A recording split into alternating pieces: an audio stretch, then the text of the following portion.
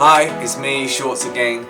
Your workout for the 2nd of April 2020 is going to be an AMRAP in 16 minutes of 10 burpees over the obstacle and 10 shuttle runs.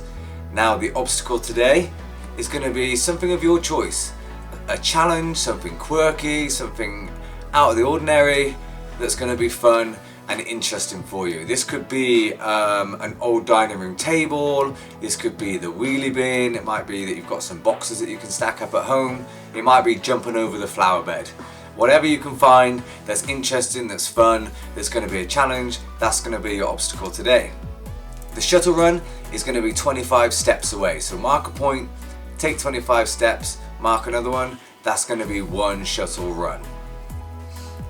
Your warm-up for this workout today is going to be AMRAP 6 minutes, 3 burpees, 3 push-ups and 6 air squats.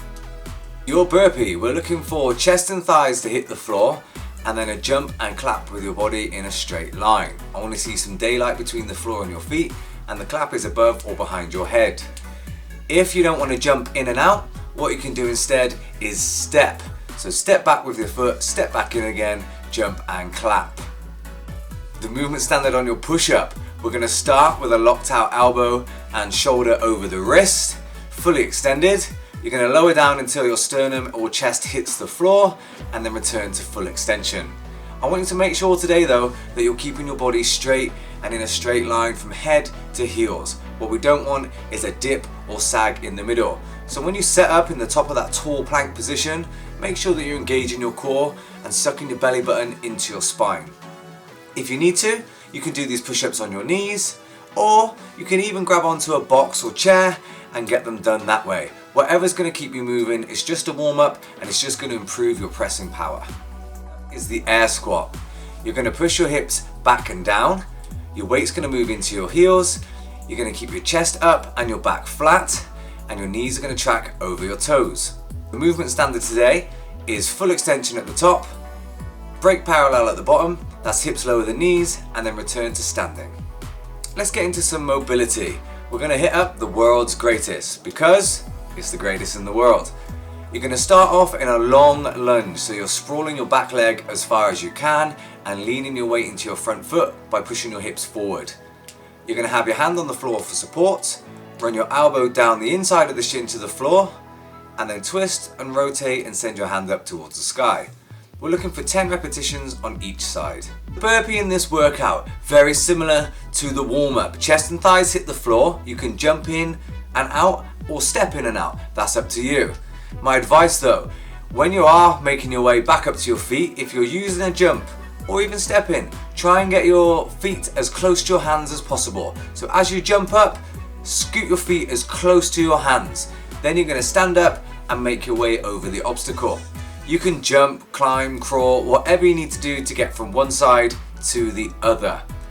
If the obstacle is not happening for you today and you just want to jump over something, that's cool as well. You're going to still do the same burpee portion, but instead you're going to clear your obstacle completely. So a 2-footed jump right over the top of everything. If you need to today, you can scale it to a step up or a step over. The choice is yours. On your run, we're looking for that 25-step marker, and you're just going to think about leaning forward with your chest and your hips, engaging your core and pulling with your hamstrings.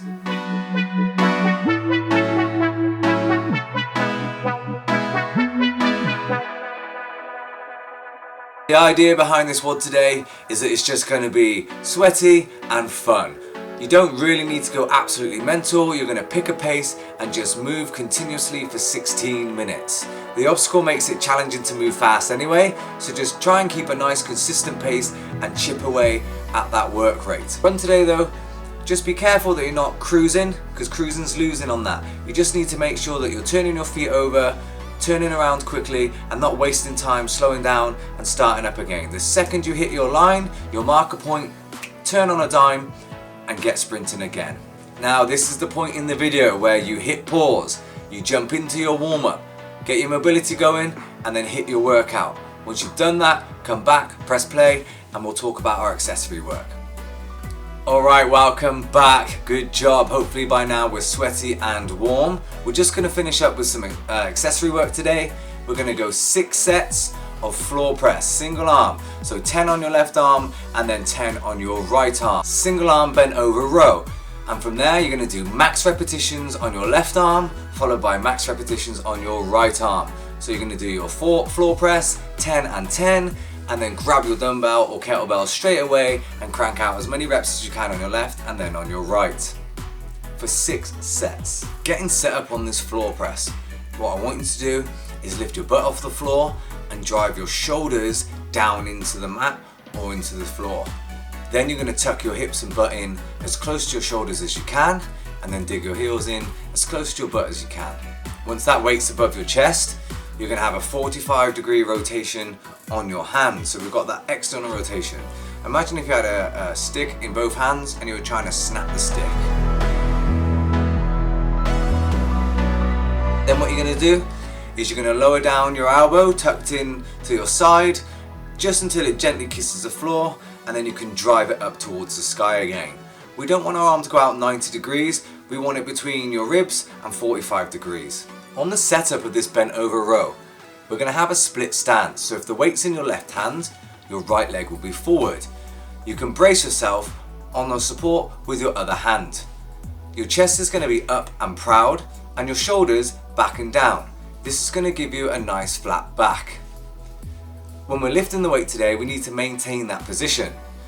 We're going to pull the weight up to our chest with our lats and our triceps, keeping our elbows into our side. We don't want to flare out too much.